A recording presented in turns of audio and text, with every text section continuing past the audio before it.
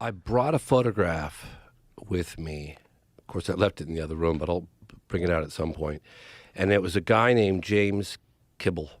He's Australian. And it's about it's April 1966. And the reason why I'm bringing this up is because I did a segment on a landing case that happened at Westall in 1966, which is a suburb, Westall Primary School, which is a suburb of Melbourne. Shane Ryan did a film on it. I just covered a section of it in The Phenomenon.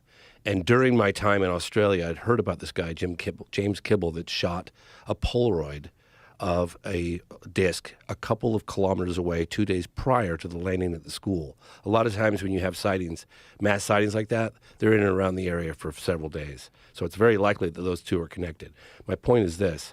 According to James Kibble, and he's in the film, he said the disc was kind of coming down like this over his garden, and he had his Polaroid camera he was going to take pictures of. Were you doing the same wobbling kind of motion with your hand? I'm just telling you what he told me, yeah. Okay. He said it was kind of wobbling down like a leaf, kind of. And then he was like, holy shit, and he grabbed his Polaroid camera, and he said he did it so quickly, he smashed it in his face, and he split his nose open, but he snapped one shot. And he said what it did is it went like this.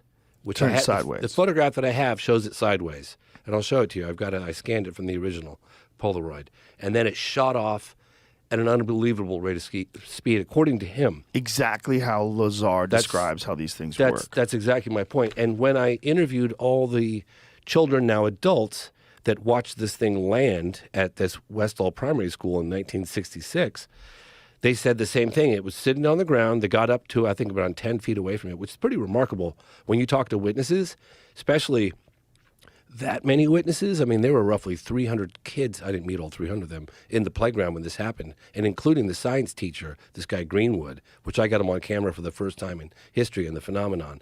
And they said it got off the ground, and then it went like this. It turned like this. Turned sideways again. And then it shot off at a high rate. It's in the movie. You can hear all the testimony. It's the same thing. Yes. And I got a photograph of it like this. I'll and show no it to sound. You. And no sound. A slight humming or buzzing sound. This is 1966.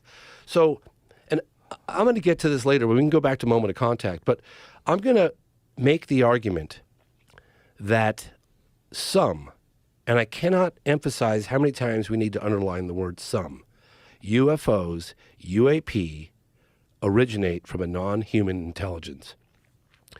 And I'll start off in 45, and I'll take us up to modern day. Okay. Just a handful of cases that I have personally investigated. I have personally met the witnesses, gone to their houses, dating back to 45, 47, 52, 57, 55, 60s, 64, like all these cases, okay? So basically what I'm going to do is we know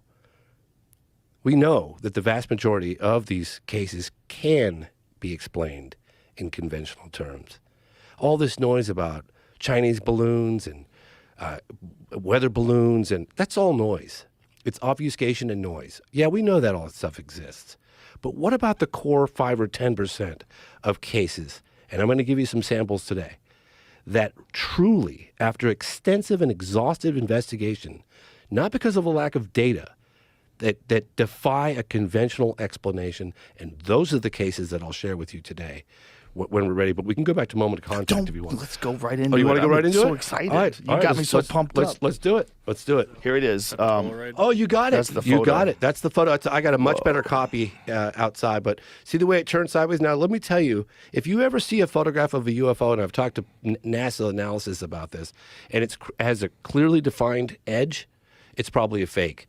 They have something to do with it's blurred around the edges. They can't get a crisp photograph of a photograph. They think it has something to do with the propulsion, but again, that's not me saying this. That makes sense. Yeah. If there's some sort of a field around it. I have a much better copy outside, but yeah, this gives you an example. You have a much better copy than this? I do. I scanned it from the original. It's in my bag. Go get the bag. Should I go get it? Go get the All right, bag. I'll go get it right now.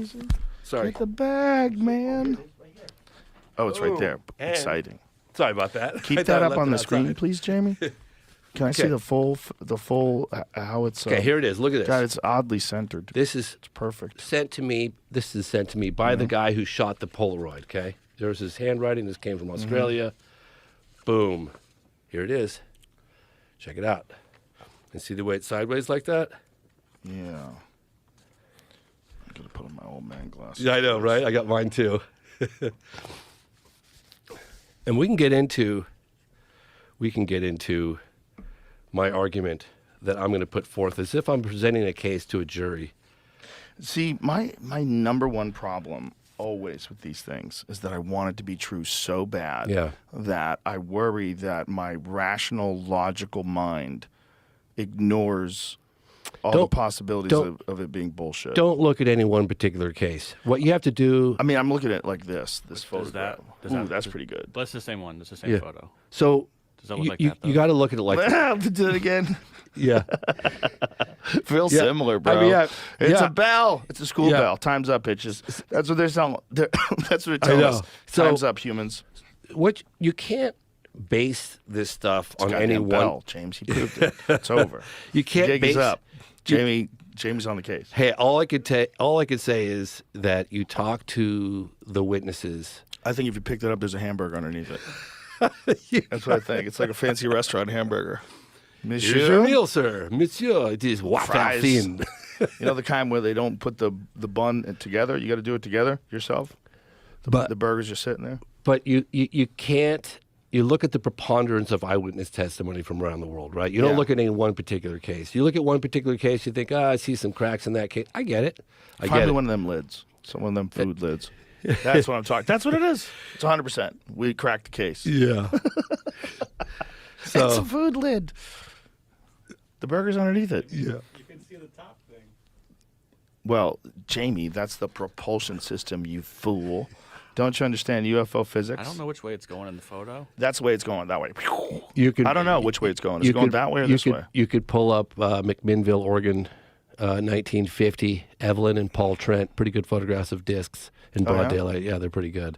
What is it again? McMinnville, Oregon, 1950. Evelyn and her husband, Paul Trent, snapped, I think, 2 or 3 photographs of a disc in broad daylight. You know, I know Barney Hill's granddaughter. That's incredible. Yeah. She like fights in the UFC. Yeah, she's that's a badass. I heard about that. Angela Hill. She was on the podcast, and she told me about that after we got off the air. I'm like, what? I should have brought her right back in. Look at that. Oh, there's a better one. Hold on. It's a hubcap. Nope, it's definitely a hubcap. That one there. That's good. That's pretty good. That one over there is a hubcap. I've got that extremely high resolution. But you've got 2 eyewitnesses, never made a dime out of the story. It's been analyzed to death. Show me that hubcap one. That one's that's 1960. That's a hubcap. No, that's a hat. That's Rex Heflin. No, look at that's Rex Heflin.